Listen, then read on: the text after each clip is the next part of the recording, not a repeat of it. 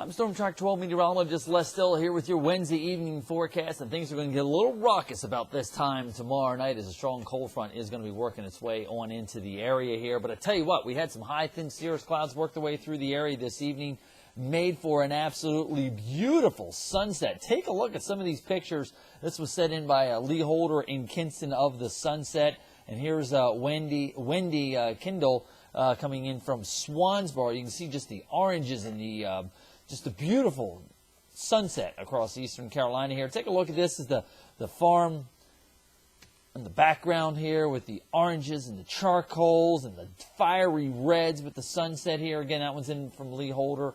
This one comes in from Belle Meserve and Newport over the water there over the river. You can see the oranges in the sky with those cirrus clouds working their way through. This one comes in out of Harker's Island with, again, the oranges and deep, rich colors that we saw here for the sunset. And then this is another one coming in out of Newport by Kay Ziegler sending this one in here. So I've got to thank all you guys for the beautiful sunset pictures.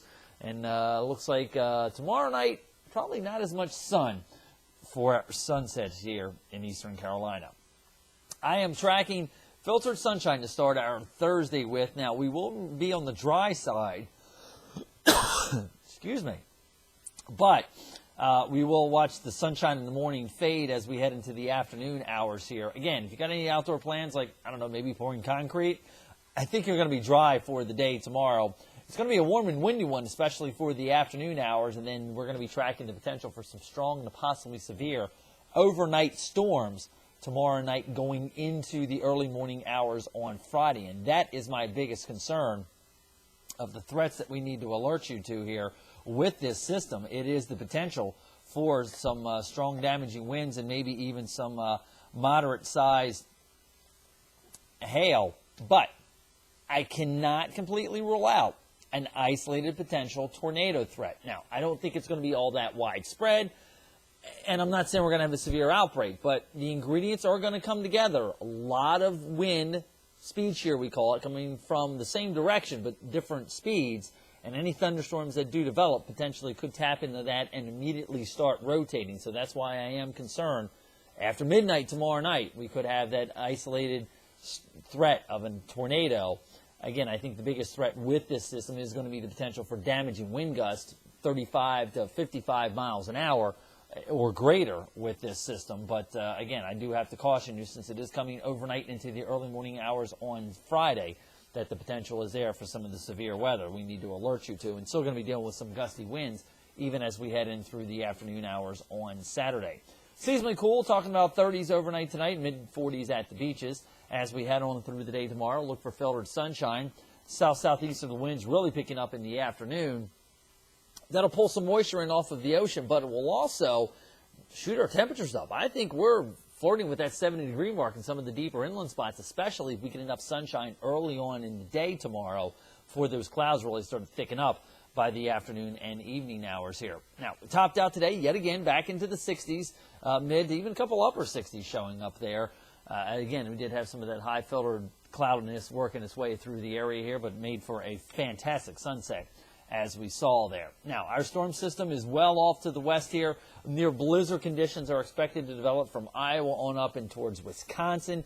Minnesota going to see some strong storms, and even Chicago looking for rain changing to snow tomorrow night. So keep that in mind if you are going to be doing some traveling into the western Great Lakes over the next couple days here for the holiday weekend. You may encounter some rough go there. Now, back closer to home here, here's what we have, a high pressure that was in control of our weather with some of those high, thin cirrus clouds over us for the afternoon and evening hours here.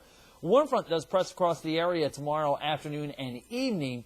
You'll notice by noontime tomorrow, the front is still way off to the west. Those south-southeasterly winds kick in, really shoot our temperatures up. And then we stay warm ahead of the front going into Friday morning. And that's why the potential is there for some severe weather.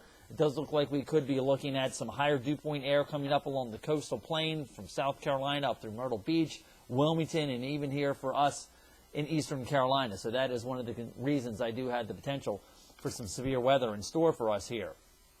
Notice, shortly after midnight tomorrow night, the front will just be pressing in, same thing with the rainfall, but it's along the front itself that we do have the greatest threat, about a 4 or 5 hour threat in the early morning hours on Friday for potentially some of that severe weather. Now, I think the rainfall's out of here by sunrise or shortly thereafter. Winds kick in the afternoon and evening hours as that cold air blasts in behind the front. And I think what you're actually going to see is official daytime highs occur in the early morning hours ahead of the front and then fall by the afternoon into the 40s once that colder air does start to blast in here behind the front.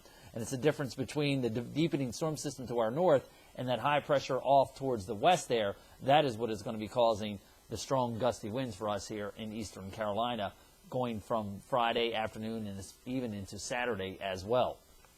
Look, here's what Future Track shows for us as we kind of break it down a little bit closer to home here for you. Nothing more than a few high clouds overnight tonight. And again, lots of sunshine, just kind of filtered sunshine at worst for tomorrow morning into the afternoon. Notice Future Track shows even by early afternoon, most of the cloud cover still west of Highway 258. We'll cloud over, and then we watch that storminess work its way through the area late tomorrow night going into early morning hours on Friday. By Friday noontime, it's off the coast, but then watch that surge of colder air coming in on the backside of it. That's when we'll watch for maybe an isolated shower, not completely out of the question, in the afternoon hours on Friday. As that cold air blasts in, we'll watch temperatures drop from early daytime highs into the mid to upper 50s, and then dropping back into the 40s by the afternoon hours. Clearing out, but staying chilly, seasonally chilly, as we head on into the upcoming weekend. Looks like some light scattered showers in here in the morning into the afternoon hours on Christmas Eve, but I think we'll be in between systems for Christmas itself. And then it looks like a stronger storm system potentially coming our way as we go into the middle to the end of next week. Have yourself a good Wednesday evening. I'll be back Thursday evening with another update. I'm Storm Track 12 meteorologist Les Still.